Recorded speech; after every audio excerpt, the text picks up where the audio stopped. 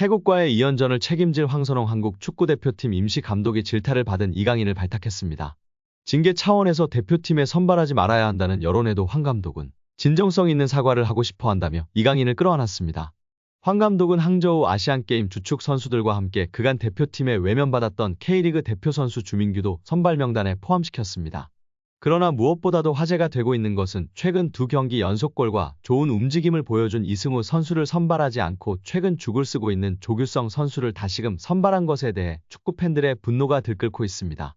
황선홍 임시감독은 11일 서울 종로구 축구회관에서 2026 북중미 월드컵 아시아 지역 2차 예선 태국과 2연전에 나설 국가대표 명단 23명을 발표했습니다.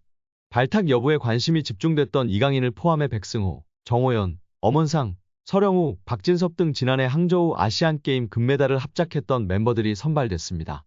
주민규와 이명재, 조유민, 김문환, 이창근, 권경원 등도 위르겐 클린스만 전 감독 이후 새롭게 합류했습니다.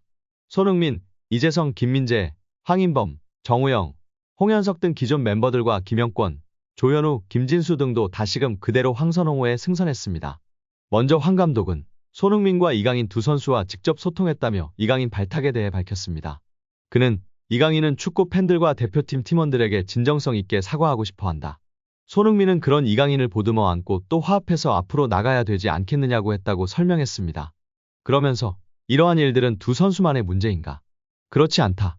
그 안에 팀원들, 코칭 스태프 등 모두 다 문제이며 책임감을 갖고 대표팀에 임해야 한다고 목소리를 높였습니다.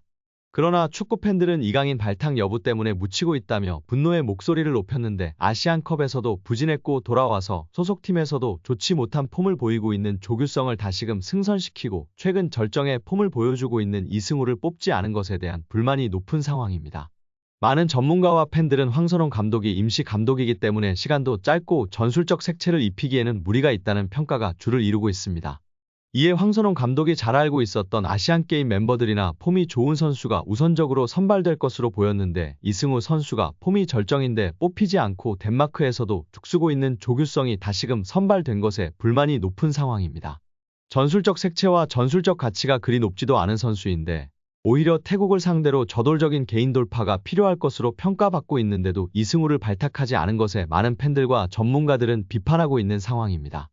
최근 수비수 5명을 무력화시키고 두 경기 연속골을 넣어 화제가 되고 있는 이승우 선수를 선발하지 않고 다시금 조레일하며 맹비난 받았던 조규성 선수의 승선이 이뤄진 것입니다. 우리 구독자 여러분들의 생각은 어떠신가요? 카타르, 요르단 감독은 부임한 지 1개월, 8개월 만에 성과를 낸 것으로 화제가 되고 있습니다. 참으로 안타까운 한국 축구인데요.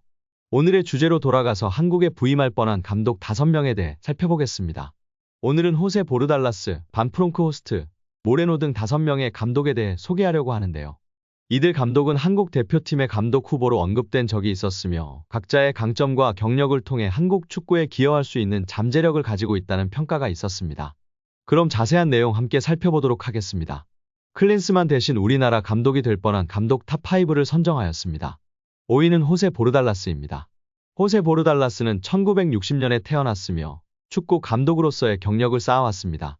그는 헤타페에서 2010년부터 2019년까지 약 9년간 감독으로서 팀을 이끌었습니다. 그동안 헤타페는 라리가 2부에서 경기를 치르며 주로 중위권에서 활약했습니다. 보르달라스는 헤타페에서 강력한 수비 전술로 유명했습니다. 그는 팀의 수비력을 강화하고 공격적인 전략을 펼치는 데 주력했습니다. 그 결과 헤타페는 그의 지도 아래에서 안정적인 성적을 유지하며 라리가 2부에서 경쟁력을 갖추게 되었습니다. 2016년 스페인 라리가 2부 리그에 있던 헤타페 감독직을 맡아 단숨에 라리가 승격을 이룬 그는 스페인 1부 리그로 올라오자마자 첫 해부터 8위란 엄청난 돌풍을 일으켜 주목을 받습니다. 보르달라스 감독의 트레이드 마크도 같은 두 줄 수비를 헤답에 입히면서 다른 타 팀들에 비해서 적은 돈을 가지고 리그를 운영해야 하는 사정을 딛고 기대 이상의 성적을 거둔 것입니다. 당시 측면에서 스루패스, 크로스, 침투, 중거리 슈팅 등 다양한 공격 루트를 이용했다는 점. 한쪽 발의 의존도가 높은 점은 지금의 이강인과 흡사한 선수를 잘 활용한 점이 강점으로 꼽힙니다. 이 보르달라스 감독의 장점 중 하나는 단기간에 팀을 완성시킨 것인데 매 시즌마다 발전하는 모습을 보였고 부임 4년 동안 라리가에서 12위권을 유지했다는 것입니다.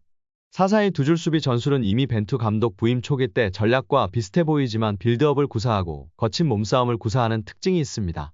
한국은 1차 후보군에 보르달라스를 포함시켰고 실제로 초반 긍정적인 반응도 있었지만 세비야, 헤타페 등의 라리가 지휘봉에 이끌려 끝내 한국 대표팀의 제안을 거절합니다.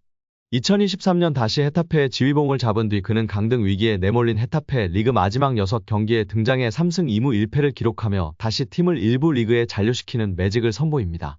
전임 감독들이 싸질러 놓은 똥을 치운 보르달라스는 2024년 페르 라리가 10위에 다시 올려놓으며 명장의 귀환을 알렸습니다.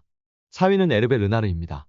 러시아 월드컵 이후 한국 대표팀의 후보로 올랐지만 르나르 감독과의 계약을 위한 거액의 위약금 문제로 인해 이뤄지지 못했습니다.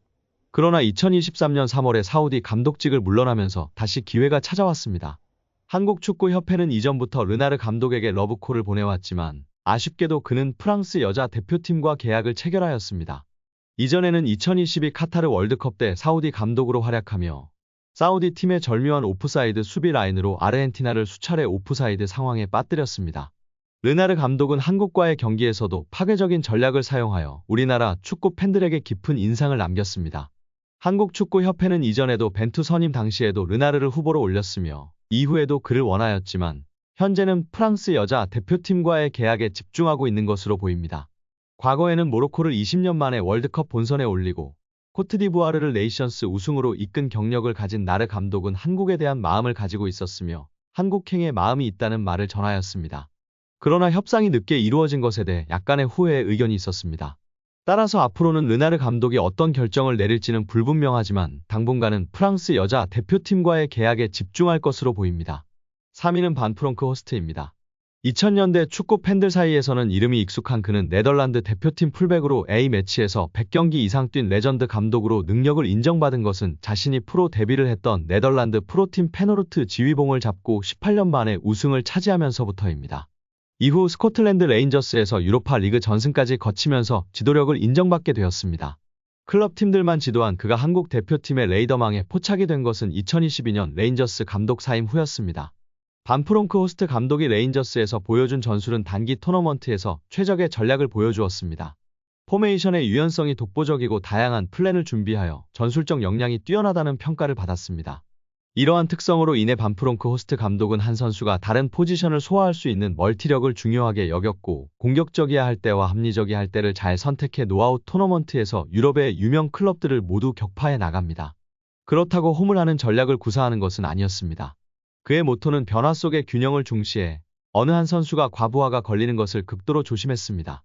반 프롱크 호스트는 한국의 스타 플레이어들 손흥민, 김민재, 이강인을 지도해 보고 싶은 관심이 있었지만 클린스만 선임으로 불발되었다고 전해지고 있습니다.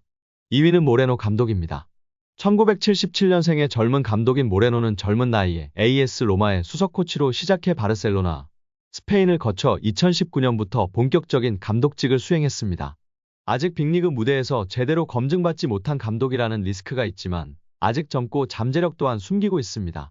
다만 AS 모나코 감독 시절 구단과 마찰로 인해서 한국축구협회는 이 감독과의 트러블을 염려했습니다. 그럼에도 후보에 올려놓은 건 벤투 감독이 추구하는 축구 철학과 연장선에 있다는 이점이 있었고 한국 축구 팬들도 찬성 쪽으로 기울긴 했습니다. 전술은 합격점이지만 마인드와 독단적인 스타일이 협회와 맞지 않는다는 것이 있어서 배제가 되었습니다.